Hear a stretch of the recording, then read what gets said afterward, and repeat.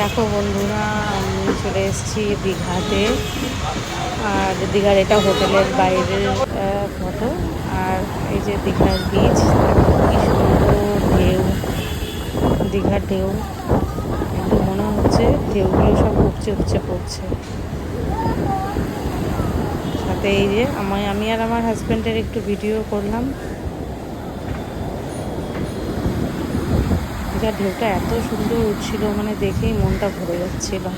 আমি দীঘাতে এর আগেও অনেক গেছি, কিন্তু ভিডিও করা হয়নি, আর এত সুন্দর ঢেউ আমরা দেখতে পাইনি। তারপরে আবার দুপুরবেলায় লাঞ্চ টাঞ্চ করে বিকালের দিকে একটু বেরিয়ে গেছিলাম দীঘার বিচে। এটা একটু রাত্রের দিকের ফটো, মানে ফটো না, ভিডিও। তারপরে এই যে রাত্রের ভিউটা কেমন লাগলো বলো। এটা দীঘার রাত্রের ভিউ। তারপর আমরা একটু চলে গেলাম মাছ বাজারে, এখান থেকে নিয়ে নিলাম কাঁকড়া।